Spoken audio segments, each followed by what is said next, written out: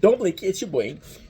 Welcome to another show. We guys are having a wonderful holiday on the 30th of December 2024. We're of course playing Tokyo Ghoul Break the Chains, because what else did you see me do on a Monday?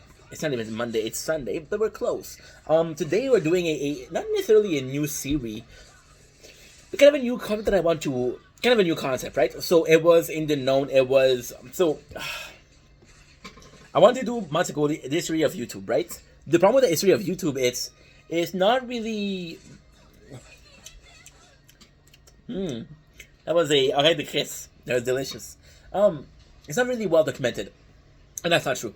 It's really well documented, but because YouTube was such a social experiment, a social thing, a lot of people have their different version of YouTube. For example, if you look at Jesse Wells and Frank versus Girlfriend, if you look at Roman Atwood, if you look at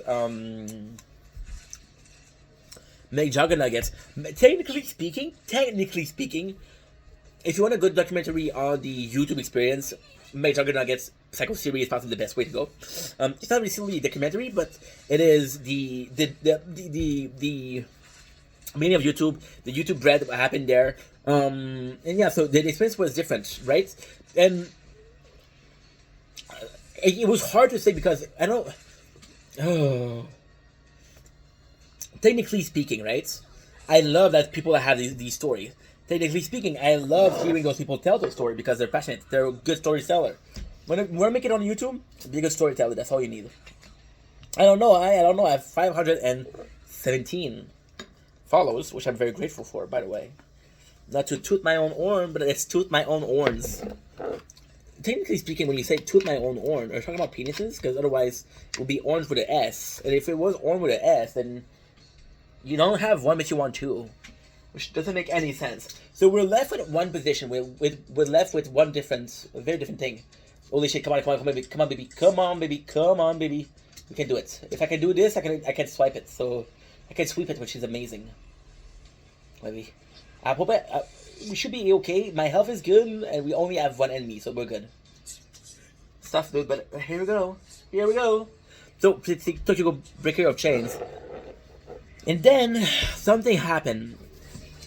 Something very sad happened. Very, very, very sad.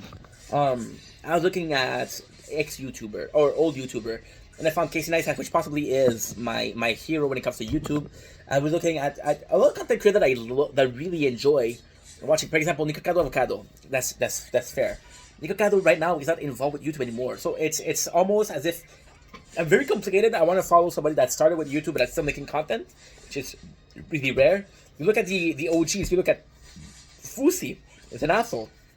Look at Boogie, he's an asshole. You look at Keemstar, a controlled asshole, a character that he's playing, but there's thing that Keemstar did that is, and I don't, really speaking, I think Keemstar, I'm not gonna make a big story about it, but I think Keemstar was extremely important to the ecosystem of YouTube. I think Keemstar was the first media to reach millions of people that were talking about. Think about who gives a fuck about YouTuber before Keemstar, right? We would get people, on the news like Jake Paul, but he's on the news because he burned down I cannot talk in English today. In French, no problem. He burned down what should you sleep on? A mattress? I don't know what you call it. I'm sorry. You sleep in the covers, you sleep on a pillow. Mattress is this word that came to mind. That's also in French, so I don't know. They burn it and they say, oh, let's cover. So Keemstar being there to cover, and then you have the YouTube museum, and then he's very involved in society. He's one of the links to the higher ups of YouTube, so that's good. But yeah, so I was like, okay, that's interesting. Now, arguably speaking, having Fusi being a asshole, having Boogie becomes an asshole, there's this problem that's going on. There's this ultimate problem with YouTube that is going on.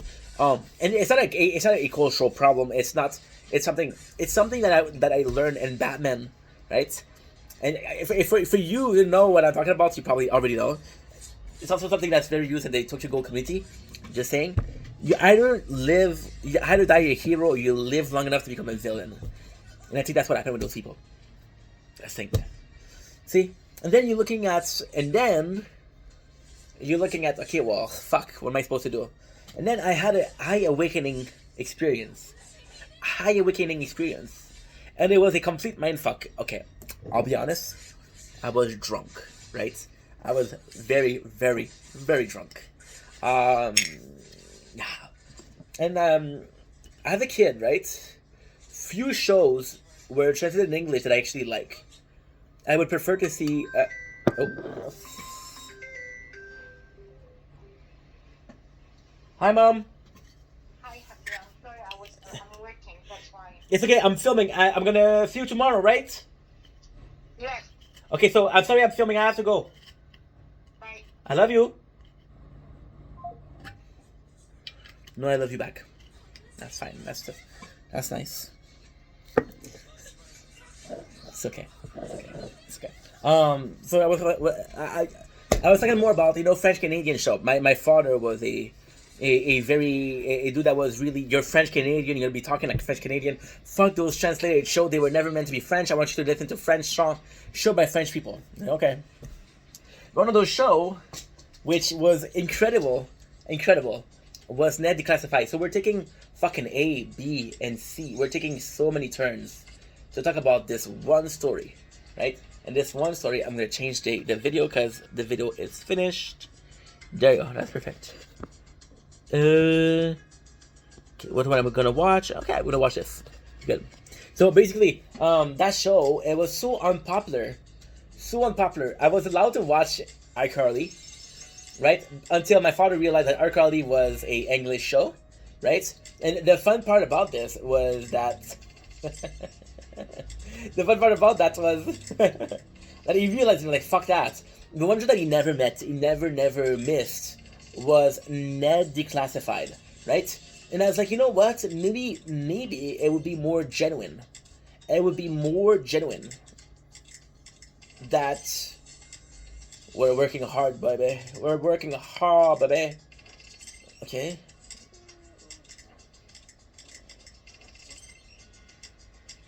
Okay. Ace. Good. Perfecto. So basically speaking, Net Declassified was one of the shows that I watched, and I actually like that show. And then they released a podcast, right? And I was like, holy shit, that's kind of good. That is really, really, really good. And I never listened to it because I was listening to Kid Boga at work. So I was like, fuck your podcast, prefer this. But something that happened, I went back into it last week, thinking maybe what I need is not necessarily the OG YouTuber. Maybe I need people that were there when I was a kid. That moves to YouTube. And one of the examples that came in was Steve Blues from Blues Clues. Everybody loved right now, and he did something recently that was like, hey, we still love you, Steve. You still think about us. He's still our fucking hero, right? And then I saw that the whole drama with Ned Declassified, and I was like, dude, those are kind of shitty people, right? Kind of shitty people. Allegedly shitty people. And they're like, nope, no thank you. And then the answer came in. Can I get a drum roll, please? No, seriously. The answer came in on, where it's Sunday today. The answer came in on last Thursday, where I watched the beautiful 21 Jump Street. So why is that so important, the 21 Jump Street? Well, because in that show, there's one character, which is Dax motherfucking Flame, right? And this is the intro to this playlist, but it's also the first episode. So we'll be checking out. It's gonna be a long video, so take your time, enjoy. If you haven't already gotten a drink, please do so. Right? We're fucking going. So Dax Flame came in, and I remember seeing a documentary on him, and I got really involved into the lore of Dax Flame. Now, very sadly speaking, most of the people that are really documented on the internet are locals. So we're talking about Christian, possibly most documented man, woman, I'm not sure anymore, on the internet. I'm talking about Dax, talking about Cyrex, we're talking about DSP, right? They're all locals. But there's one from the rare breed, and what I'm trying to do is I'm trying to find people like that. And one of them was Dax Flame. Dax Flame is the prime example of why it should be the not only the first episode, but the perfect example of what this playlist could be. And it's a YouTube history. So you see, with Dax Flame, he was very involved into YouTube. That YouTube actually got him some really big roles. We're talking about Project X, we're talking about 21 Jump Street, we're talking about 22 Jump Street. But he was really popular. And when you look at it, Dax Flame is still this normal person. So you learn that Dax Flame actually went through a traumatic experience. A very traumatic experience.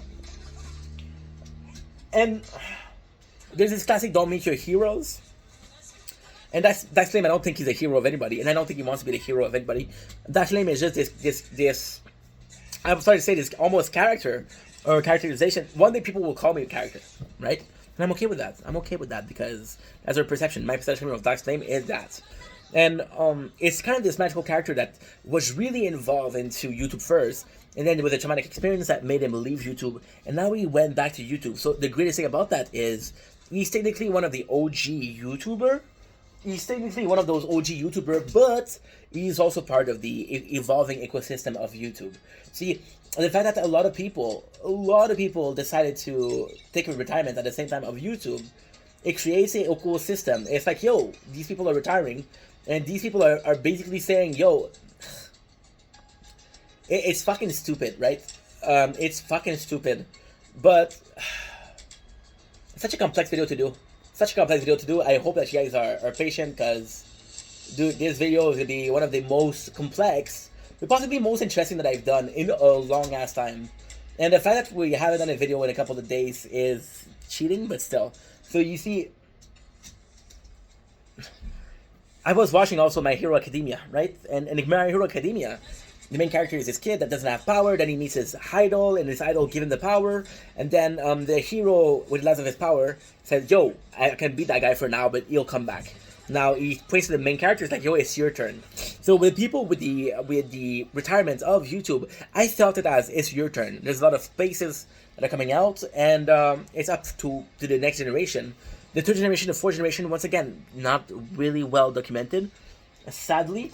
But hey, that's life. So Dax Flame being part of the OG, but coming back to it. Now, I think with Dax Flame, we have to look at the first video of Dax Flame. If you want me to, tell me, I will react to it, no problem. If you think that his original content was kind of entertaining. Dax Flame was this characteristic weird kid, nerd kid, and he would come to talk about this with his camera, and he thought it was this shit, right? But not in a mean way, not in a mean way of, holy shit, I'm the best at everything. I'm like, no, this is my journal, and oh, this is my mentality, this is my positive mentality. And the positive mentality was really good. Now, in the beginning of YouTube, Dax Flame character was what we wanted, what we needed. The Dax character was people talking about their passion. There wasn't no money involved, there was no games involved, there was no like, oh, win this amount of prize. There's no, look at my lamp, bro. There was no like promoting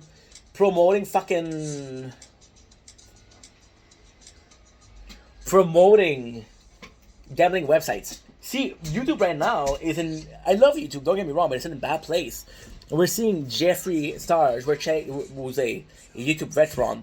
We're seeing Len Stewart, who is a YouTube veteran. We're seeing Jason Nash, who is a YouTube veteran. We're showing so many creators from YouTube goes in and go to TikTok for battles, and I'm like, what the fuck, right? And ultimately, it's weird, but at the same time, that's their choice. But there's a reason why that those people are migrating. There's a reason why a lot of people went into retirement, right? So Dax used to represent the old YouTube. But the beautiful thing about the content, the old content of Dax and the current form of content from Dax is it's very biological. It's very.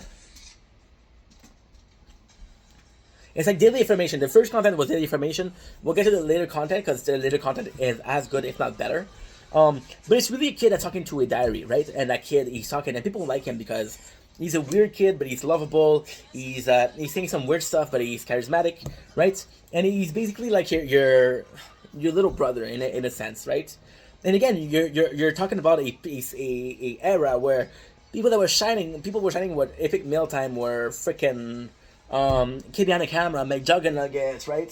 So it was that kind of content that people wanted. And a person like Dax Flame should have not been able to survive in that content, that climate, but he did. And then, of course, he got more confident because people were telling him be more confident, right? And the saddest thing that happened to Dax Flame was his 30th day. On the 30th day, it was before Halloween, and he came in all proud, wearing that Superman costume. And then the coolest thing about that Superman costume was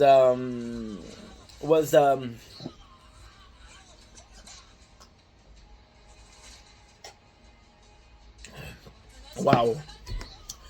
It was part of this that was really intricate, really intricate, of something online. And back then it wasn't. Nowadays it's more present, but back then it didn't really happen, right? And okay, good, perfect. So it's weird because Dax came in into the Superman costume, and he's like, "Oh, people gave me the confidence, right?" And the coolest thing, the cutest thing, because he was very young, with that costume was this is how he felt. He felt like Superman, right? And then he went to school, and the next day he went to this video. He was crying. He was like, "Oh, people are so mean. I got bullied for my costume. You should have told me to stop, right?" Now, this was possibly a traumatic experience because he had see, the higher you fall, the higher you rise, the bigger the fall, right? Give me a sec. I'm just gonna be restarting another video because they're at 1 hour. Okay, good. 16. Shit. Okay, so we'll really come back in a couple minutes.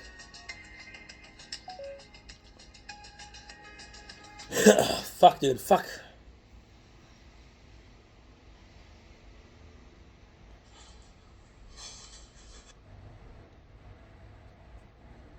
Good.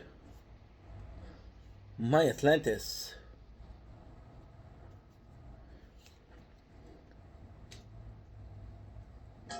And we're back.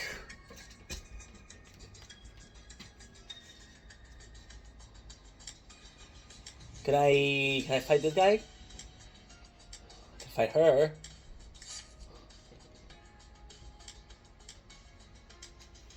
Yeah, there you go. So with Dax, and then he disappeared from the internet, right? And kind of the coolest thing with Dax was the first movie that we saw after him, which was years later, was Project X. It was a lot older. And the Project X is about 3 kids that are going to make a party. And it's a really cool party. It's a really good movie. It's important. It's important in my genesis, right? As a human being. The craziest thing about Dax Flame is in that movie he plays a cameraman. So you don't see him, you don't hear him, he doesn't talk. He's just there to represent the vision of the person, or the spectator, or the person watching the show, right? And then you have Dax Flame, who at the very end reveal his face, right? And when he come back, and now his content, which is ultimately the finale of this fucking long ass video, Dax, what he does right now is he's a lot older, but he's still trying to figure out himself. He's still trying to find a job. He did a couple of videos starting a series. He did a couple of podcasts. See, Dax content is always finding himself. It's always finding what's next. Always about asking questions. Always about insecurities. And it's crazy because you kind of know where that insecurity comes from, right? You know that it's not the end all be all of insecurities, but it's kind of like the genesis or the nucleus that went into this hard experience, traumatic experience, right? So its content is more so like I'm finding myself. But the nicest thing about Dax Flame is in a really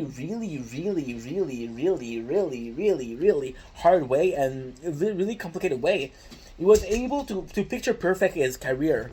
So the first guy that came in as Dax Flame was once again a kid. They were talking about X, Y, Z, and it was awesome because we were that kids, right? Or otherwise we were that father or that mother that want that kid, or we were that bigger brother, bigger sister that had this little brother, right? That's what it felt like.